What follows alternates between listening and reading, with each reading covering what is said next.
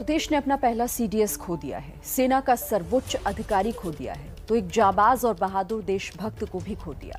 General Bipin Rawat से ही CDS पद की शुरुआत हुई और उन्होंने इस पद की भूमिका को बखूबी निभाया। करीब 2 सालों तक वो पद पर रहे और देश की सुरक्षा के लिए अपनी मजबूत इच्छा शक्ति दिखाई। सशस्त्र सेना की जरूरतों के मुताबिक प्लानिंग से लेकर दुश्मन देशों को आक्रामक अंदाज में जवाब देने तक हर काम को बखूबी अंजाम दिया।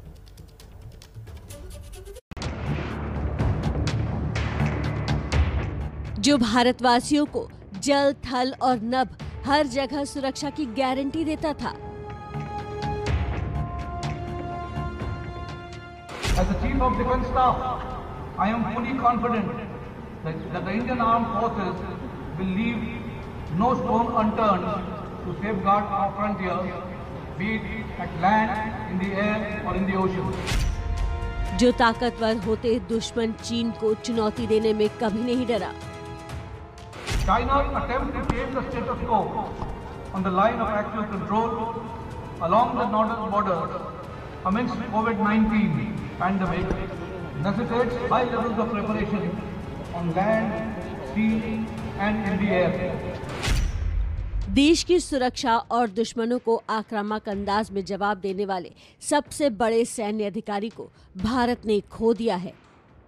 भारत 2 दिशाओं से दुश्मनों से घिरा है, लेकिन हाल के बरसों में जब भी चीन और पाकिस्तान ने भारत के खिलाफ साजिश रची, जनरल बिपिन रावत ने पूरी हिम्मत से जवाब दिया।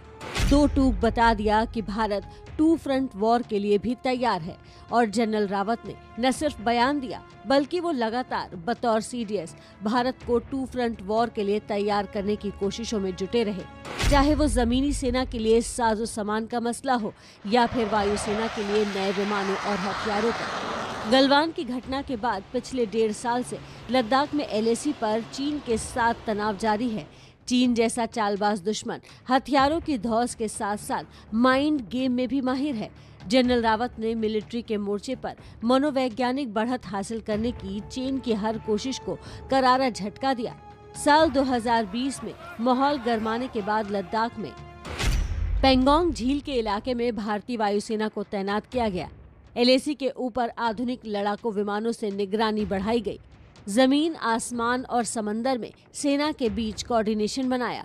एलएसी को बदलने के चीन के मंसूबों को कामयाब नहीं होने दिया।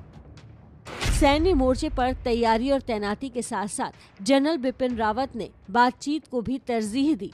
भारत चीन के बीच कई दौर की बातचीत भी हुई, लेकिन मौका मिलने पर उन्होंने चीन की विस्तारवादी सोच पर करारा वार भी किया। China's attempt to change the status quo on the line of actual control along the northern border amidst COVID-19 pandemic necessitates high levels of preparation on land, sea and in the air. इसी साल अक्टूबर में general Bipin Rawat ने चीन की विस्तारवादी नीति और चीन पाकिस्तान गठजोड़ को पूरे दक्षिण एशिया के लिए खतरा बताया था। There is a proxy war being played. They will try and perpetrate an action that causes fear amongst the people. Our thing is to bring back confidence in the people. General Bipin Rawat ने देश के पहले CDS बनने का गौरव भी हासिल किया।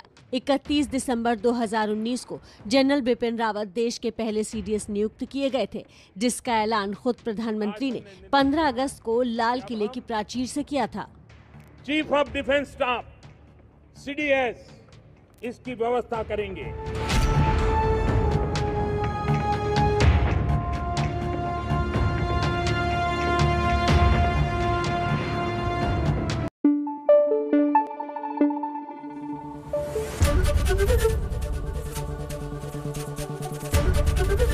ABP news आपको रखे आगे।